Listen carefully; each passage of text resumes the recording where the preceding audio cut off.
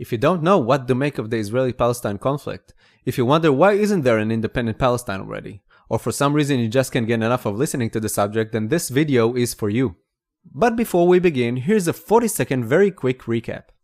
In 1947, the UN came up with a partition plan to split the land roughly 50-50 and form two states. The Israelis said, and the Arabs said, nay. Between 1994 and 2000, the Oslo Peace Agreement was implemented and the Palestinian Authority was created and gradually took over Gaza, Jericho, Nablus, etc. In the year 2000, peace talks in Camp David, the Israelis offered the Palestinians to form a state in Gaza and somewhere between 86 and 92% of the West Bank. The Palestinian leader Arafat said, nay. And instead of continuing with the peace talks, he started a very violent second intifada. So Israel was like, What the f***, man? in the year 2007, peace talks in Annapolis, the Israelis offered the Palestinians to form a state in Gaza and get 95% of the West Bank plus is Jerusalem as their capital. The Palestinian leader Abu Mazen said, nay. So why did they refuse? For me to try to answer that got me thinking, how would an independent Palestine look like had it was formed?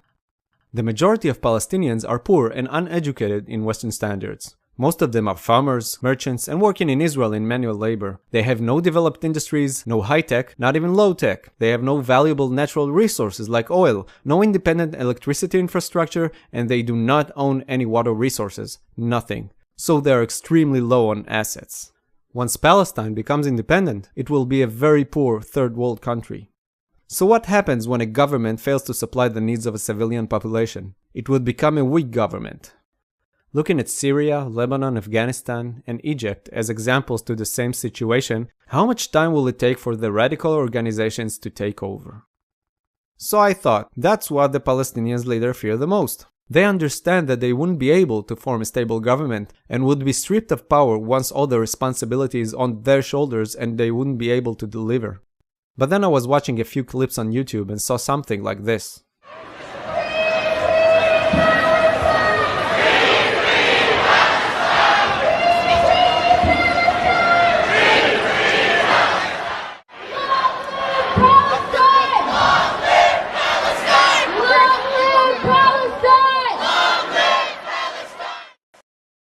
And that's when it hit me. What the Palestinian leader fear more than taking responsibility is fearing that once they become independent, the support that they get from the world in its many forms will go away. Think about it. If an independent Palestine is declared and the Israeli occupation is no more, what would all the millions of Muslims around the globe and thousands of freedom-fighting Europeans, Canadians, and others like them would have to shout about? They will lower their protest signs, pack their anti-Israeli propaganda machine, and go home. The UN will cease to dedicate a weekly discussion on Israel's occupation and the oppressed Palestinians. The oppressed nation status and the enormous support and recognition for their tragedy are the most valuable and probably the only assets the Palestinians truly have, and once they become independent, it's gone. That's their ultimate fear. And that's why since the peace process began 20 years ago, there is still no Palestinian state. Now some of you might think that the Israelis have a major part in this, so this is what I have to say about it. But before I do, I need to state that like most people, including most Israelis, I believe that the Palestinians should have an independent state, as most of us respect the very basic human need for freedom. Returning to the subject, remember that the Israeli leader Ben-Gurion accepted 50% of the land? He did that knowing the overwhelming obstacles Israel would have to overcome. At the time, Israel too did not have developed industries, wealth, or natural resources to exploit. Eventually it would have to fight 4 fully equipped armies on 3 fronts, relatively no air force, tanks, or heavy artillery. However, that did not deter Ben-Gurion.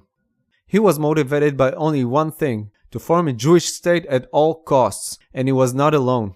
Jews from all over the world left their countries and in many cases all of their assets behind to move to Israel, some to live in mudded huts, to fight and die in Israel's protection, and fight for a living in a poor and arid country.